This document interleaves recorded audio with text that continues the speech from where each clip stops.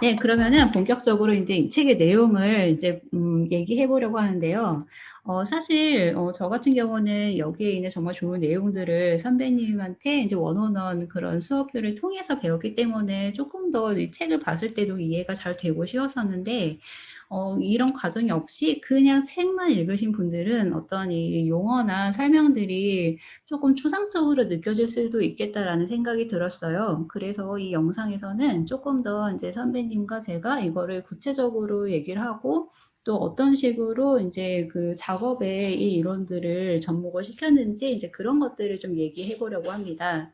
말하자면은 약간 책의 부록 부록 영상 같은 그런 느낌으로 그렇네요. 예, 네, 진짜. 보시면 될 것 같아요.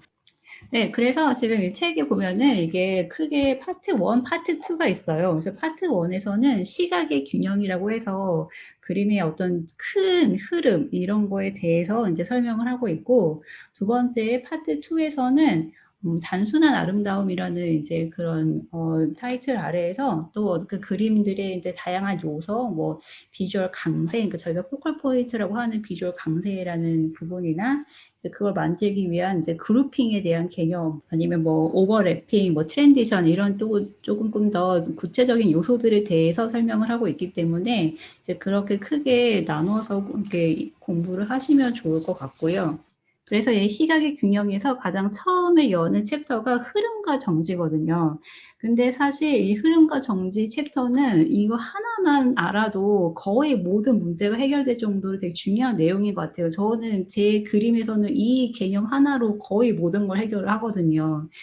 이제 근데 이게 뭐 흐름과 정지 이 용어가 저희가 그림에 흔히 쓰지 않기 때문에 조금 생소하게 들릴 수 있는데, 이제 이거를 저희가 구체적으로 예를 들면은 뭐 I rest 와 그다음에 디테일 이렇게 구분해서 쓰시는 분들도 있고, 그렇죠. 아니면은 뭐 밸류 컨트롤이라는 그런 용어로 설명하시는 분들도 있고, 뭐 에지 컨트롤 이렇게 설명하시는 분들도 있고, 조금 이제 따로따로 이렇게 접근하는 방법들이 있어요. 근데 결국 이거의 가장 마지막 목적지는 흐름과 정지를 만들어낸다, 좀 이런 개념이거든요. 그래, 그래서 큰 그림 안에서 사람들이 이제 봤을 때 이 시선의 흐름을 자연스럽게 만들어내는, 이제 어쨌거나 다 그런 장치들인데, 이것만 이제 개념만 확실히 가지고 계시게 되면은 뭐 컴포지션, 뭐 디자인 모든 게 다 그냥 일사천리라는 거.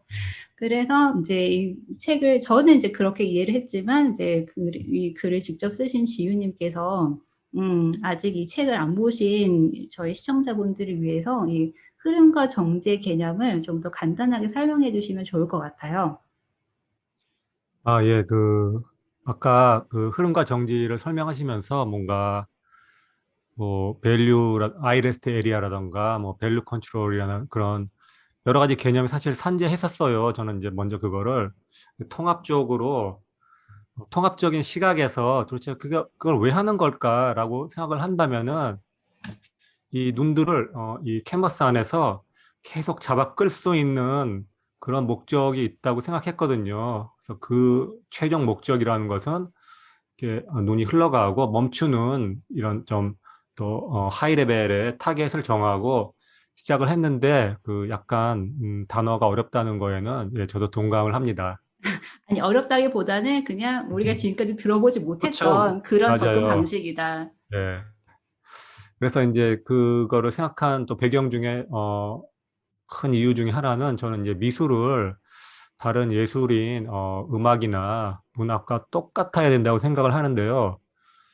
예를 들어서 이제 음악이나 문학에서 전개와 이제 클라이막스라는 개념이 있듯이 이 미술에도 있어야 하지 않을까 생각을 합니다. 예를 들어서 이 도표를 보시면은 지금 시각적 강세가 났다고 이런 이렇게 어, 그래프가 올라갔다 내려갔다 하는 걸 보시면은 우리가 이제 문학에서 쉽게 배우신 기승전결이라는 구조가 이 미술에도 똑같이 적용이 된다고 저는 생각하고 있어요. 그래서 이쪽에 느슨한 그래프 쪽을 눈이 자극이 약하면서 클라이맥스 쪽으로 이동시켜야 된다는 개념에서 흐름이라고 정의를 했고요. 눈이 가장 멀릴 부분, 그 그래프가 팍 튀어나온 부분을 정지라고 지칭했습니다. 그 이후에 이제 다시 그래프 내려가서 이제 그, 뭐 문학으로 치자면 여운의 부분에 이제 해당하는 그런 상태가 되겠죠. 그러니까 이, 이제 말하자면은 이 시각적 강세가 낮은 부분이 저희가 이론에서 말하는 흐름 부분이 되는 거죠. 그리고 시각적 강세가 높은 이 빠밤하는 클라이맥스 부분이 정지가 예, 되는 거고요. 그렇죠. 예.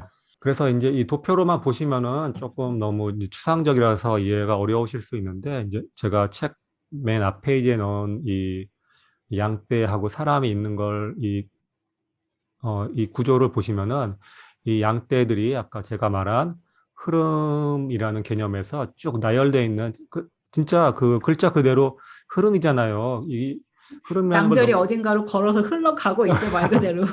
그렇죠. 정말 되게 직관적이라고 생각을 하거든요. 흐름이라는 게 이게 고차원적인 그런 단어가 아니고 그래서 그런 흐름이 이제 그 양떼직이라는 이 여자를 이제 만날 때 거기서 눈이 정지를 하는 거예요. 그래서 거기를 양떼를 흐름, 정지, 사람을 정지라고 봤고요. 이런 두 가지 개념이 한 그림에 있을 때 가장 조화로운 그림이라고 저는 설명을 하고 있습니다. 이 그림 안에서의 이제 제가 아까 농담식으로 양들이 흘러가기 때문에 흐름이다라고 얘기를 했지만 아니, 그 정말 직관적인 설명이에요. 저는 정말 좋습니다. 근데 아직 그림을 분석하는 그런 방법들이 익숙하지 않으신 분들을 위해서 여기에서 왜 이 양대 부분이 흐름을 더 자연스럽게 만들어내고 있고 어느 부분에서 정지가 확실하게 드러나고 있는지 조금 분석해 주시면 좋을 것 같아요. 아, 예, 그렇죠. 이 흐름이라는 게 뭐, 이렇게, 처음에는 굉장히, 추상적인 단어지만 자세히 보시면은, 이제 흐름이라는 게 뭔가, 이렇게 선들의 느낌이라고 생각하셔도 되고요. 실제로 양들이 이제 뭉치면은 이 선같이 보이잖아요. 또 이제 흐름이라는 개념 안에는 뭔가 이 여러 개가 연결되어 있다는 개념도 있어요. 마치 뭐 자동차가 연결돼서 움직이는 것 같이 양떼들의 자그마한 개체들이 모여서 복수라고 제가 나중에 설명을 하는데요. 그런 게 모여서 복수가 모여서 단수로 가는 단 하나의 중요한 이 그림에서 가장 중요한 곳으로 가는 그런 상태도 흐름이라고 설명을 할 수가 있고요. 그거에 반해서 양떼들은 다 비슷비슷한 예를 들어서 영화로 치면은 엑스트라인데 오직 이 여자만이 굉장히 색다른 디자인이잖아요. 그렇기 때문에 이게 눈을 끌 수밖에 없는 거죠. 그래서 이런 여러 가지 큰 흐름과 정지라는 개념에서 내부에 뭐가 있는가를 생각을 하시면은 좀 더 이해하시기가 쉬울 것 같아요. 맞아요. 진짜 그 내용적인 측면으로 봐도 이제 말씀하신 것처럼 이제 엑스트라 같이 여러 개로 그 패턴으로 구성이 되는 양이 그렇죠. 이제 그렇게 눈을 어떻게 탁 잡아 끌지 않는 그런 편안한 요소를 만들고 있고 또 보면은 이제 뭐 밸류나 이런 것도 배경이랑 거의 같잖아요. 아마 이거를 그레이스케일로 하면 양은 보이지도 않을 아, 거예요. 그래서 예, 그렇기 때문에 더 배경에 녹아들기 때문에 저희 눈에 이게 많이 들어오지가 않죠. 이제 그에 반면에 이제 중심에 서 있는 여자 캐릭터 같은 경우에는 일단 뭐 형태적으로도 혼자 이렇게 서 있잖아요. 다른 건 다 그렇죠. 이렇게 누워 있는데 아, 혼자 예, 그건, 이렇게 서 있어서 뭐지 하고 딱 이렇게 눈에 예, 들어오고 그리고 당연히 이제 눈에 확 들어오는 이 그 후드 부분의 검은색과 그다음에 머리 거기가 인제 보자마자 혼자만 이렇게 팍 튀니까 인제 거기가 인제 딱 정지로 읽히게 되는 거죠. 그렇죠. 지금 이렇게 여자가 서 있다는 좋은 표현을 해주셨는데요. 지금 생각해 보니까 이걸 다이어그램으로 예를 들어서 양떼를 그냥 네모 박스로 그려놓고 수평적인 네모 박스로 그려놓고 여자를 이런 식으로 그려놓기만 해도 이게 안에 컨텐츠를 몰라도 그냥 박스만 봐도 우리가 느껴지는 감각, 여기에 눈이 맺히는구나. 그런 어떤 저 모르겠어요. 한 차원 더 높은 상태로 그림을 보시는 걸 추천하고요. 이거를 뭐 양떼가 있던 뭐 늑대가 들어있던 저는 그건 중요하지 않아요. 물론 스토리 관점에서 중요하긴 하지만은 그런 구조들의 조화가 있을 때 가장 아름다운 그림이라고 저는 이제 설명을 하고 있죠. 맞아요. 그리고 저는 또 이 그림이 재밌는 게 어쨌거나 이 여자 자체가 굉장히 눈에 전체적으로 들어오기도 하지만 그 중에서도 사실 가장 중요한 부분은 여기 머리 부분이잖아요. 근데 이 그렇죠. 머리 부분을 강조한 방식이 되게 재밌는 게 이 그림에 보면 분할이 하늘, 땅 이렇게 돼 이분으로 돼 아, 있잖아요. 네, 근데 보면은 땅에 모든 디테일이 다 들어가 있고 하늘은 그냥 완전 단색이에요. 근데 그 네, 와중에 여자 머리만 거기로 쏙 들어가서 네, 보기 싫어도 거기만 보게 되잖아요. 네, 네, 완전 확실한 밸류 컨트라스트와 디테일 네, 컨트라스트가 다 거기에 몰려 딱 정말 음, 말씀하신 것처럼 거기에 딱 다 맺혀 있는 거죠. 모든 네. 에너지가 거기에 딱 정지가 돼 있어서 그런 의미에서 굉장히 저희가 지금 얘기하고 있는 흐름과 정지를 설명할 때 좋은 교본이 되고 있는 것 같아요. 예, 예, 동감입니다. 그런 부분은 사실 나중에 얘기할 뭐 비주얼 밸런스하고 그런 것도 연관이 있는데 그건 다른 샘플을 보면서 설명드리도록 할게요. 네. 예, 그래서 이제 이렇게 흐름과 정지로 큰 맥락을 한번 설명을 하신 다음에, 그 다음에 이제 비주얼 밸런스 편을 보시면은, 거기서는 사실 이 비주얼에서 다룰 수 있는 모든 요소들을 다 한 번씩 보여주세요. 그러니까 밸류나 에지 컨트롤이나 이제 컬러들의 요소가 어떻게 이제 밸런스를 만드는지 이제 설명을 해주시고, 그 다음에 이제 각각의 요소들이 또 한 군데 뭉쳐져서 복합적으로 응용된 예시가 이제 48쪽에 나오는 그림이죠. 근데 사실 이런 분석이 저희가 일상적으로 하는 일인 것 같아요. 사실 그림이라는 게 밸류, 에지, 컬러 이 중에 하나의 요소로만 돼 있는 게 아니고 굉장히 다양한 요소들로 이제 복합적으로 구성이 돼 있잖아요. 그렇죠. 근데 이 그림을 사실 딱 그냥 한눈에 보면은 이런 요소들이 워낙 많기 때문에 또 이제 이런 비주얼적인 요소가 아니고 그냥 본 사람들은 이 안에 내용적인 요소까지 보게 되죠. 네, 스토리텔링이라던가 각각의 디자인이라던가 이런 것까지 보다 보면은 이 그림이 왜 좋고 왜 나쁜지를 분석하는데 너무 시간이 많이 걸리고 왜냐면 생각을 맞아요. 너무 많이 하니까 머리가 복잡해져요. 근데 사실 이거를 진짜 그냥 선배님이 아까도 말씀하셨지만 좀 더 이제 고차원적인 레벨의 비주얼 하나로만 이제 조금 응축시켜 가지고 생각을 하면은 컬러의 대비 아니면 선명함의 대비, 디테일의 대비 그러니까 이 세 가지 면으로만 이 그림을 깔끔하게 정리를 할 수가 있게 네, 되는 거죠. 약간 이런 방식으로 다른 컨셉들도 분석을 하게 되면은 특히 내 자신의 그림을 그런 식으로 분석을 하게 되면은 이게 뭐가 잘못됐고 내가 내 그림이 지금 왜 이렇게 망해가고 있는지를 알 수가 있거든요. 네, 물론 그거를 좋게 만드는 거는 생각만큼 쉽진 않아요. 아는 것과 하는 것도 틀리거든요. 그렇죠. 그래도 내가 뭔가 막혔을 때 이 그림을 조금 더 이렇게 객관적으로 분석하는데 이 이론들은 진짜 크게 도움이 되는 것 같아요. 예. 그래서 이 비주얼 밸런스 편에 나오는 내용을 좀 간단하게 설명을 해주실 수 있으실까요? 아, 그렇죠. 아까 비주얼 밸런스는 먼저 말씀드린 어떤 흐름과 정지, 그게 이제 음, 진짜 고차원적인 헌법, 우리가 지켜야 되는 헌법이라면은 이 비주얼 밸런스는 그 헌법을 지키기 위한 이제 작은 실행 방법들의 이제 모임이거든요. 이제 흐름과 정지랑 사실 별게 아니고 이제 눈이 사실은 노골적으로 이제 양쪽에 있잖아요. 그거 양쪽에 주는 강세를 비슷하게 만들어 줘야지 불편하지 않게 느낄 수 있다는 점이고요. 마치 음악에서 우리가 이제 귀의 양쪽에 소리를 비슷하게 만들어 주잖아요. 그렇지 않으면 굉장히 불편하게 들릴 텐데 이거 잘못 맞는 음악이다라고 쉽게 느낄 텐데 미술은 그런 개념으로 이렇게 받아들이시는 분들이 없어요. 그래서 그런 밸런스를 맞추는 방법에 대해서 이제 설명을 도표를 통해서 잠깐 드리면은 이와 같이 이제 이런 좌우 대칭 구도가 있을 때 양쪽에 소리가 이제 똑같이 들린다고 생각하시면은 이렇게 비슷한 물체가 있는 대칭 구도는 당연히 아무 문제가 없어요. 이제 하지만 이제 다음 그림을 보시면은 이렇게 이제 양쪽이 다른 게 있다면 어떨까요? 그래서 왼쪽은 좀 크지만 밝기가 밝아서 강세가 작은 거죠. 반대로 이제 오른쪽은 크기는 작지만 그 조금 눈보다 어두워서 강세가 크죠. 이러면서 양쪽이 이제 밀도라는 개념으로 균형이 맞춰진 상태입니다.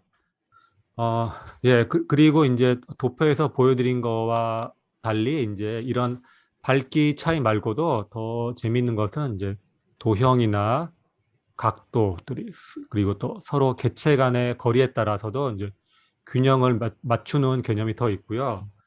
사실 이 비주얼 밸런스 개념은 제가 책에 한 10개 남짓 정도